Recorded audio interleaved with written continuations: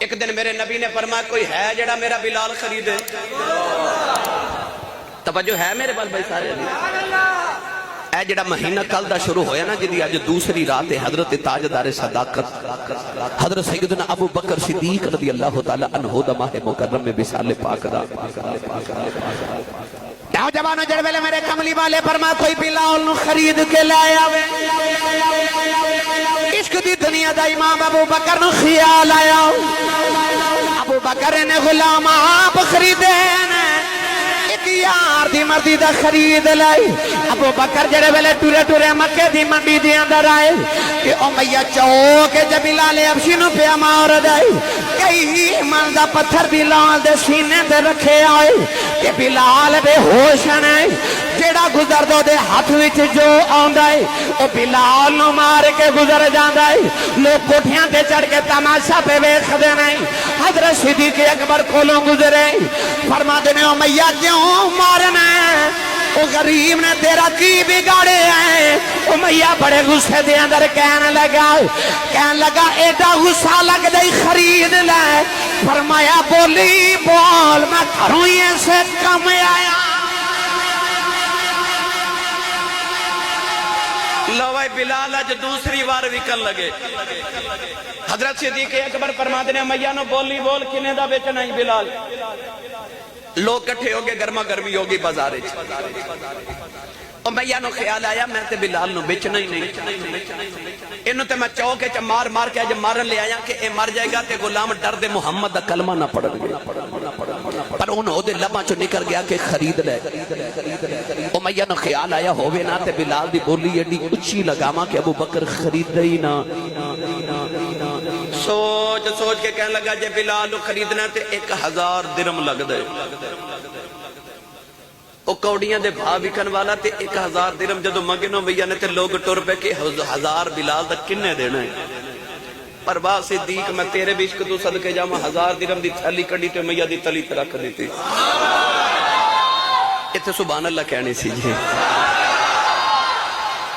کافر دے ہوش اڑ گئے۔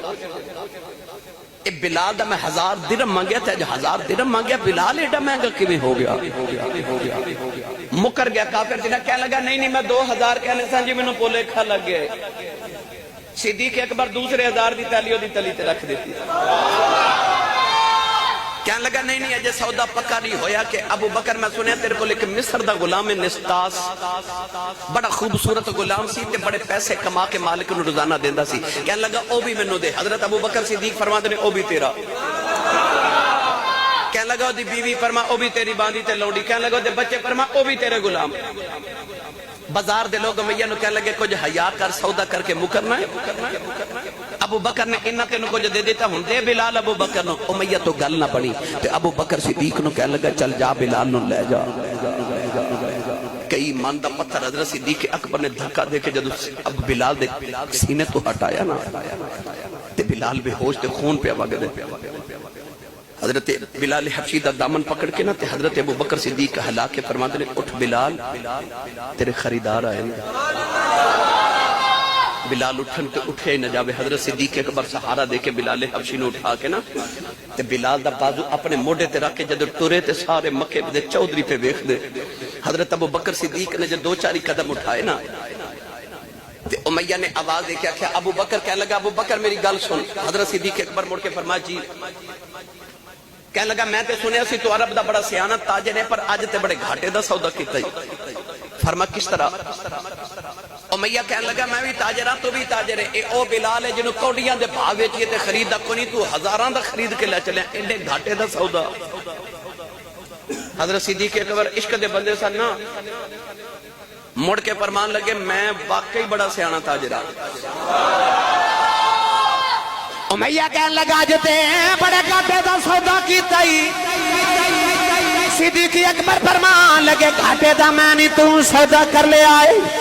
امیہ کہنے لگا میں تے 1000 کمائے نہیں۔ حضرت صدیق اکبر فرمان لگے ظالمان اے بلال میرے یار نو پسند آ گیا ہے اتے ہزاراں دا بیچ دیتا ہے اج کدے روم تے فارس دی بادشاہی منگ دو نے بلال دے قدمہ دوار کے سٹ دینی سی امیہ کہن لگا میں ہزاراں کمائے میں صدیق فرما دینے ظالمان اس بلال خریدن واسطے اج کدے مینوں بکنا پیندا آپ وک جانا سی بلال خرید لے